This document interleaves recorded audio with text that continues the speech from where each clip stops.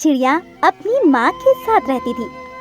टुनी चिड़िया बहुत अच्छी मेहंदी लगाती थी, जिस वजह से उसके घर पर मेहंदी लगवाने वालों की भीड़ लगी रहती थी। एक दिन की बात है, टुनी चिड़िया की माँ बहुत ज्यादा बीमार हो जाती है, जिसके बाद वो उन्हें अस्पताल ले जाती है। पर अस्पताल में पैसों की कमी पड़ जाती है, जिस वजह से वो घर वापस आती है और पैसे ढूंढने लगती है। तभी उसके घर पर गौरी कोयल, लकी कबूतरी और टुनटुन चिड़िया आती है और वो टुनी चिड़िया से कहती है, अरे सुनो टुनी चिड़िया, कुछ दिनों बाद त्योहार आने वाले हैं, तो तुम मेरे हाथ पर सबसे पहली मेहंदी लगाना। नहीं टुनी चिड़िया, तुम मेरे हाथ पर सबसे पहले मेहंदी लगाना, क्योंकि मैंने सुना है जो पहले मेहंदी लगाता है उसकी शादी जल्दी होती है। अरे बहन, तुम इन दोनों के ही पहले लगा देना, मुझे शादी की कुछ भी जल्दी नहीं है, पर मेरे मेहंदी तुम लगाना जरूर, क्योंकि तुम मेहंदी बहुत ही अच्छी लगाती हो। मुझे माफ कर दो, अभी तो मैं अपनी माँ के पास जा रही हूँ, क्योंकि मेरी माँ की तबीयत बहुत खराब है। क्या हो गया तुम्हारी माँ को? पता नहीं क्या हो गया है, मैं तुम लोगों को बाद में मेहंदी लगा दूंगी। ठीक है, तुम जाओ जल्दी से। और ये सुनकर टुनी चिड़िया वहाँ से चली गई। पर अस्पताल जाकर उसे पता लगा कि उसकी माँ की मौत हो गई, जिससे टुनी चिड़िया बहुत दुखी हुई। अब टुनी चिड़िया बिल्कुल अकेली हो गई थी और वो दूसरों के यहाँ पर मजदूरी करके अपना गुजारा करती थी। एक दिन की बात है, टुनी चिड़िया घर पर बैठी हुई थी। तभी वहाँ पर लकी कबूतरी आती है और वो टुनी चिड़िया से कहती है, सुनो टुनी चिड़िया, मेरी शादी तय हो गई है, मैं चाहती हूँ तुम ही मेहंदी लगाओ। वैसे तो वो लोग मेहंदी लगाने वाली भेज रहे हैं, पर मेरे हाथों में तो तुम ही मेहंदी लगाओगी। ये तो बहुत अच्छी बात है, तुम्हारी शादी तय हो गई। वैसे लड़का क्या करता है? वो बहुत ही पैसे वाला है और शादी मेरे घर पर ही होगी, तो तुम सुबह से ही आ जाना, क्योंकि मैं नहीं चाहती हूँ कि तुम रात में आओ, तो रात में मेहंदी ज्यादा अच्छी नहीं लग पाएगी। ठीक है, तुम चिंता मत करो, मैं तुम्हारे घर पर आ जाऊंगी और तुम्हें शादी की बहुत बहुत बधाई। इसके बाद लकी कबूतरी वहाँ से चली जाती है। धीरे धीरे समय गुजर रहा था। लकी कबूतरी के बताए हुए दिन टुनी चिड़िया उसके घर पहुँच जाती है, तो देखती है लकी कबूतरी का घर बहुत ही सुंदर सजा हुआ था। लकी कबूतरी का घर देखकर वो बहुत खुश हुई। वहीं लकी कबूतरी ने जब टुनी चिड़िया को देखा तो उससे कहा, अरे तुम आ गई, मैं तुम्हारा ही इंतजार कर रही थी। देखो वो मायू मोरनी है, वो शहर से आई है और बहुत ही अच्छी मेहंदी आर्टिस्ट है। वो सभी की मेहंदी लगा रही है, पर तुम तो मेरे ही लगाना। टुनी चिड़िया ने जब देखा तो मायू मोरनी सभी के हाथों में बहुत अच्छी मेहंदी लगा रही थी। ये देखकर उसने लकी कबूतरी से कहा, बहन ये तो बहुत अच्छी मेहंदी लगा रही है, मैं तो इतनी अच्छी मेहंदी नहीं लगा पाऊंगी। मुझे कुछ नहीं पता, मेरी मेहंदी तो तुम ही लगाओगी। ये सुनकर टुनी चिड़िया बहुत खुश होती है और लकी कबूतरी के गले लग जाती है और उससे कहती है, मुझे नहीं पता था तुम मुझसे इतना प्यार करती हो। तुम्हारे जाने के बाद मुझे तुम्हारी बहुत याद आएगी। मुझे भी बहन तुम्हारी बहुत याद आएगी। इसके बाद टुनी चिड़िया ने लकी कबूतरी के हाथों पर मेहंदी लगाई, जिसके बाद लकी कबूतरी मेहंदी को दिखाने के लिए मायू मोरनी के पास गई और उससे कहा, ये मेरी फ्रेंड है, देखो इसने कितनी सुंदर मेहंदी लगाई है। हाँ ये तो बहुत ही सुंदर मेहंदी लगी है। क्या कहीं तुमने कोई कोर्स किया है? नहीं, मैंने कोई कोर्स नहीं किया, मैं तो ऐसे ही लगाती रहती हूँ। ये तो बहुत अच्छी बात है, पर अगर तुमने कोर्स किया होता तो तुम शहर में मेहंदी की दुकान खोल सकती थी और अपना ब्यूटी पार्लर भी खोल सकती हो। वैसे कोर्स करने में कितना खर्चा आएगा? ज्यादा तो खर्चा नहीं आएगा, पर शहर में कोर्स ज्यादा महंगे होते हैं। इसके बाद वो लोग काफी देर तक बातें करते रहते हैं और लकी कबूतरी ने टुनी चिड़िया से कहा, सुनो बहन, तुम भी यही काम करने लगो, वैसे भी तुम्हारे हाथ में कला तो है ही। तुम ठीक कह रही हो, मैं पूरी कोशिश करूंगी। इसके बाद लकी कबूतरी की शादी हो जाती है और वो अपने ससुराल चली जाती है। इसके बाद टुनी चिड़िया भी अपने घर लौट आती है, क्योंकि उसकी सबसे अच्छी बेस्ट फ्रेंड चली गई थी। इस वजह से वो थोड़ी दुखी भी थी। समय तेजी से गुजर रहा था, पर उसके पास पैसे ही नहीं थे, जिस वजह से वो कोर्स ही नहीं कर पा रही थी। उसे समझ में नहीं आ रहा था कि आखिर वो क्या करे। अभी वो ये सब सोच ही रही थी कि तभी उसके घर पर बहुत तेज रोशनी होती है और उसकी माँ की आत्मा वहाँ आती है और वो टुनी चिड़िया से कहती है, बेटी तुम परेशान मत हो, तुम बिना कोर्स के भी बहुत अच्छी मेहंदी लगा पाओगी। पर वो कैसे माँ? मैं तुम्हें एक जादुई शक्ति दूंगी जिसकी मदद से तुम बहुत ही सुंदर मेहंदी लगाने लगोगी। और ये कहकर उसकी माँ ने उसे जादुई शक्ति दी और इसके बाद वो गायब हो गई। अपनी माँ की शक्तियाँ लेने के बाद टुनी चिड़िया शहर चली जाती है और वहाँ पर लोगों को मेहंदी लगाने लगती है। टुनी चिड़िया की मेहंदी देखकर सभी बहुत हैरान होते हैं क्योंकि वो बहुत ही अच्छी मेहंदी लगाती थी। धीरे धीरे उसने काफी पैसे कमा लिए और अपना खुद का ब्यूटी पार्लर भी खोल लिया। उसका ब्यूटी पार्लर बहुत ही अच्छा चलता था। शहर के बड़े बड़े लोग उसके दुकान पर मेहंदी लगवाने आते थे। एक दिन की बात है, वो मेहंदी लगा रही थी, तभी उसके दुकान पर लकी कबूतरी आती है। लकी कबूतरी को देखकर वो बहुत खुश होती है। जब लकी कबूतरी ने टुनी चिड़िया को देखा तो उससे कहा, मुझे तो यकीन ही नहीं हो रहा, इतने दिनों के बाद तुम मुझे मिलोगी और वो भी इस तरह।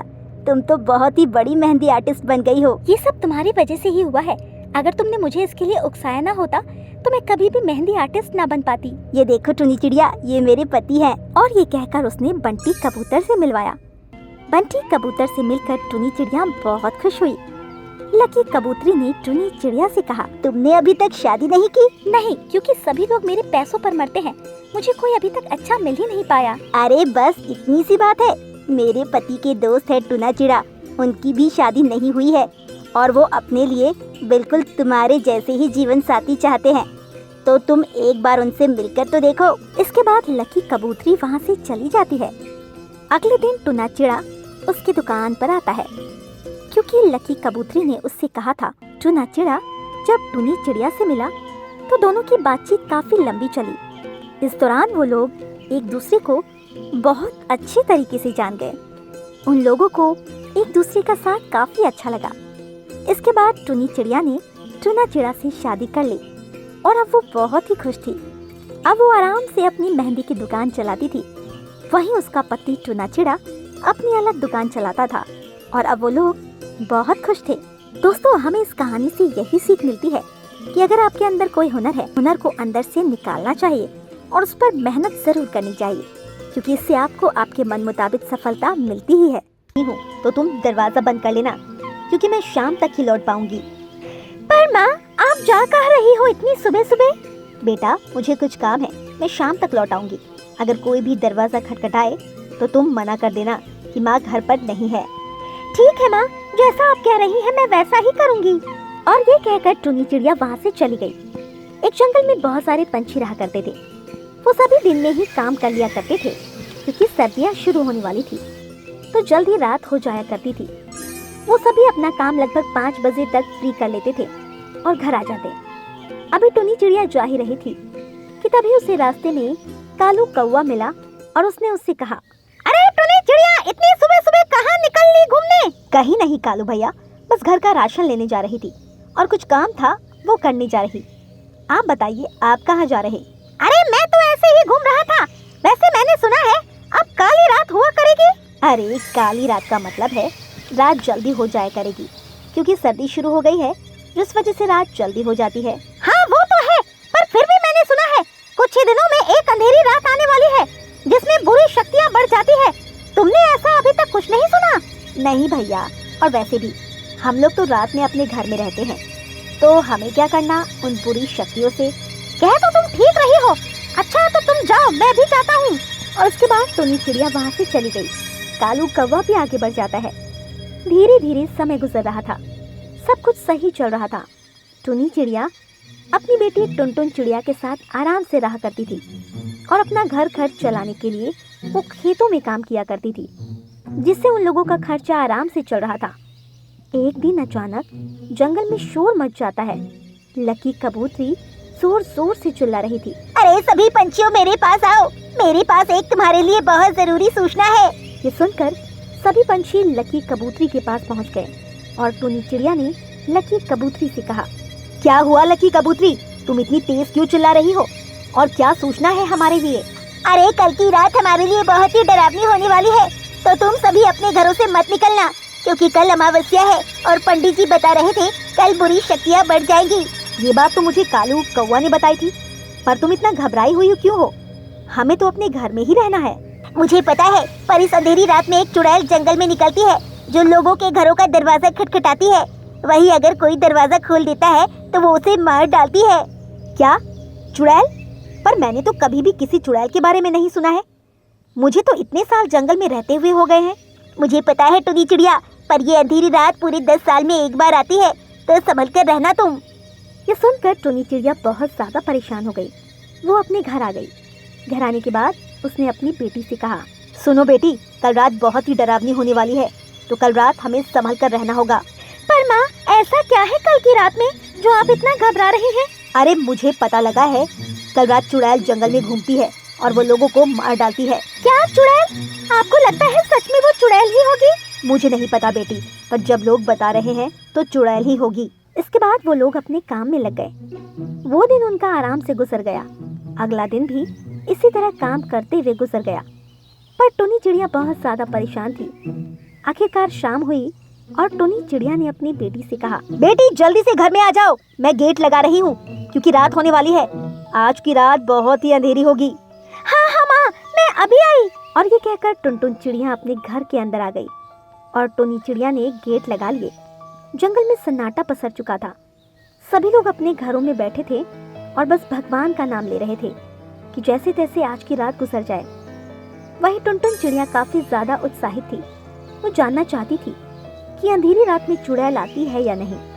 और रात जब गहरी हुई तो टुनी चिड़िया सो गई, पर टुनटुन चिड़िया जागती रही और रात के 12 बजे उसने अपने आप से कहा, रात तो बहुत काली हो रही है, मुझे खिड़की खोलकर बाहर देखना चाहिए, चुड़ैल आई है या नहीं। और ये कहकर टुनटुन चिड़िया ने खिड़की खोली और इधर उधर देखने लगी। अरे बाहर तो कोई नजर नहीं आ रहा है। ये कहकर उसने इधर उधर देखा।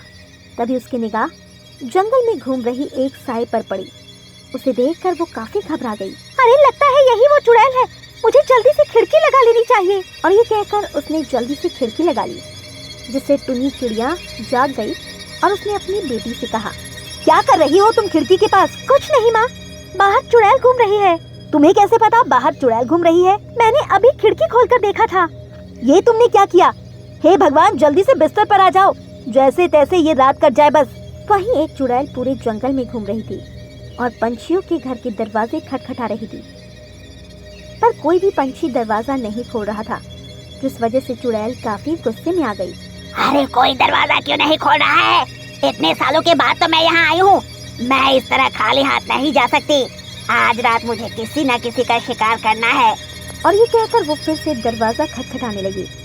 इस बार उसने कालू कौवा का दरवाजा खटखटाया, जिस पर कालू कौवा ने अपने आप से कहा, लगता है चुड़ैल आ गई है, मैं दरवाजा नहीं खोलूंगा, चाहे कुछ भी हो जाए। और ये कहकर वो अपने बिस्तर पर बैठा रहा। धीरे धीरे रात गुजर रही थी। आज की रात काफी बड़ी हो गई थी। पंछियों को एक एक घंटा एक एक रात के बराबर लग रहा था। अरे ये रात क्यों नहीं गुजर रही है? वैसे तो रोजाना कितनी छोटी रात होती थी। वहीं वो चुड़ैल बहुत ज्यादा गुस्से में आ गई और जोर जोर से चिल्लाने लगी, दरवाजा खोलो, कोई तो दरवाजा खोलो, मुझे भूख लगी है, मुझे शिकार चाहिए। अगर तुम लोगों ने दरवाजा नहीं खोला तो मैं पूरे जंगल को तबाह कर दूंगी। ये सुनकर सभी पंछी बुरी तरीके से डर गए। उन्हें डर लगने लगा कि चुड़ैल सही में जंगल तबाह न कर दे, पर कोई भी अपने घर से निकलना नहीं चाह रहा था और सभी भगवान से प्रार्थना करने लगे, हे भगवान, जल्दी से रात गुजर जाए। आज की रात तो बड़ी डरावनी है, हमें इस चुड़ैल से बस बचा लीजिए। वहीं वो चुड़ैल इसी तरह जंगल में भटकती रहती है। तभी 4 बज जाते हैं और वो चुड़ैल गायब हो जाती है, जिससे जंगल का माहौल फिर से सामान्य हो जाता है। कुछ ही देर में मुर्गा आवाज देने लगते हैं, जिससे सभी पंछियों को पता लग जाता है कि सुबह हो गई और सभी पंछी बहुत खुश होते हैं, क्योंकि उन्हें उस अंधेरी रात से छुटकारा जो मिल चुका था। सुबह सभी पंछी आराम से अपने घरों से निकले, पर उन्हें पता लगा कि एक पंछी को चुड़ैल ने मार दिया था, क्योंकि उसने अपना दरवाज़ा खोल दिया था। पर बाकी पंछियों ने इस बात पर ज़्यादा गौर नहीं किया, क्योंकि उन्हें पता था अब उन्हें चिताया गया है तो उन्हें बात माननी चाहिए थी। अब सभी पंछी फिर से अपने काम में खुश होकर लग गए। तो दोस्तों, इस कहानी से हमें यही सीख मिलती है कि हमें हमेशा दूसरों की बात माननी चाहिए। इसी के साथ हमें धैर्य से काम लेना चाहिए, क्योंकि अगर हम धैर्य से काम लेंगे तो चाहे कोई भी कितनी भी बड़ी मुसीबत हो, वो गुजर जाएगी।